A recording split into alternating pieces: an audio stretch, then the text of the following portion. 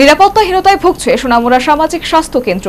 কাজের পরিবেশ বজায় রাখতে নিরাপত্তার দাবি স্বাস্থ্য কেন্দ্রের ডাক্তার সহ স্বাস্থ্যকর্মীদের। প্রশ্ন উঠেছে, নিরাপত্তার ব্যবস্থা কি করবে সংশ্লিষ্ট প্রশাসন?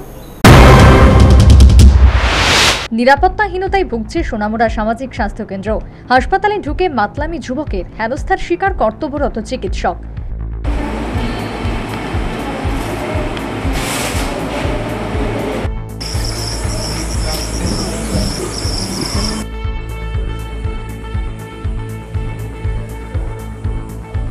সোনামুড়া সামাজিক স্বাস্থ্য কেন্দ্রে বৃহস্পতিবার মধ্যরাতে ইমার্জেন্সি বিভাগে রোগীর সংখ্যাটা কিছু বেশি ছিল। সেই সময় হাসপাতালে ডেপুটেশনে আসা মহিলা চিকিৎসক সুকন্যা দাস রোগী দেখছিলেন।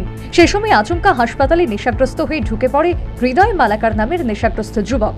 সে মাতাল কর্তব্যরত মহিলা চিকিৎসকের সাথে দুর্ব্যবহার শুরু করে এবং কর্তব্য পালনে বাধা দেয়। তখন হাসপাতাল কর্তৃপক্ষ সোনামুড়া থানায় খবর দিলে পুলিশ এসে তাকে আটক করে।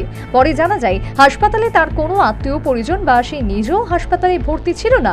এমনিতেই হাসপাতাল লাগোয়া বাড়ি হওয়ায় নেশাগ্রস্ত অবস্থায় হাসপাতালে ঢুকে পড়ে এবং একটা উচ্ছৃঙ্খল পরিস্থিতি সৃষ্টি করে।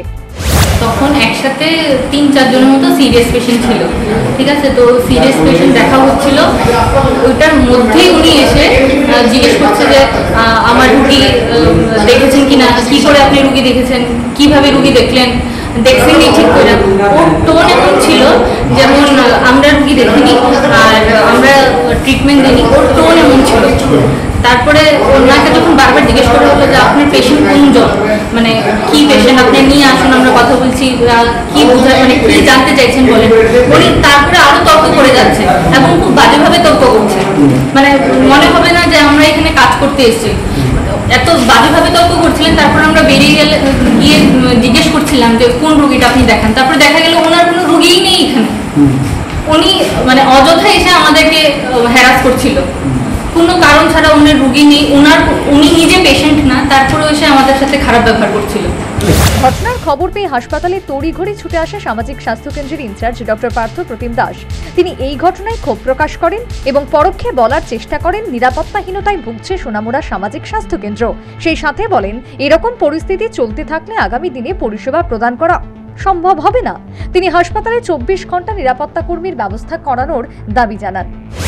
আমার মনে হয় যদি প্রশাসনিকভাবে কোনো কনস্টেবল বা কোনো সিকিউরিটি পার্সনকে আমাদের এখানে দেওয়া হয় 24/7 আওয়ার্স, তাহলে আমাদের এখানে সুবিধা হয়। কারণ ম্যাক্সিমাম ক্ষেত্রে দেখা যায় সবসময় এখানে অনেক সময় মেল কেউ থাকে না ডক্টর, এখানে ফিমেল ডক্টর থাকে, ফিমেল জিডি স্টাফ থাকে, ফিমেল স্টাফ নার্স থাকে। তো সেই ক্ষেত্রে যারা এই সমস্ত মানে বিভিন্নভাবে ড্রিঙ্কস করে আসে বা বিভিন্ন ধরনের অসামাজিক কাজ করার চেষ্টা করার জন্য আসে, সেক্ষেত্রে ওরা একটু প্রশ্রয় পেয়ে থাকে। কিন্তু যদি আমাদের একটু সিকিউরিটি গার্ড থাকে বা কোনো কনস্টেবল থাকে, আমাদের অ্যাটলিস্ট যদি নাইট ডিউটির জন্য থাকে, তাহলে সেক্ষেত্রে আমাদের মনে হয় একটু আমরা সবাই সেফভাবে কাজ করতে পারবো, আমরা পরিষেবাটা ভালোভাবে দিতে পারবো। প্রসঙ্গত উল্লেখ্য, এই ধরনের ঘটনা রাজ্যের একাধিক হাসপাতালে ঘটেছে। যদিও সংশ্লিষ্ট প্রশাসন এই নিয়ে কঠোর পদক্ষেপ গ্রহণ করেছে, কিন্তু এই ধরনের ন্যাক্কারজনক ঘটনা তো একেবারে বন্ধ হয়ে গেছে তা তো হলফ করে বলা যাচ্ছে না। আর তার ফলে কি এই ধরনের ন্যাক্কারজনক ঘটনা সংঘটিত করার সাহস পাচ্ছে দুষ্কৃতীরা? একটা বিষয় খুব স্বাভাবিক, তা হচ্ছে স্বাস্থ্য কেন্দ্রগুলিতে যদি নিরাপত্তা না থাকে তাহলে একজন চিকিৎসক কিভাবে চিকিৎসা পরিষেবা দেবেন? তাই তো চিকিৎসকরা স্বাস্থ্য কেন্দ্রগুলিতে নিরাপত্তারক্ষী মোতায়েনের দাবি বারবার করে আসছে। এখন দেখার সংশ্লিষ্ট প্রশাসন এই নিয়ে কি পদক্ষেপ গ্রহণ করে। Bureau report, news vanguard.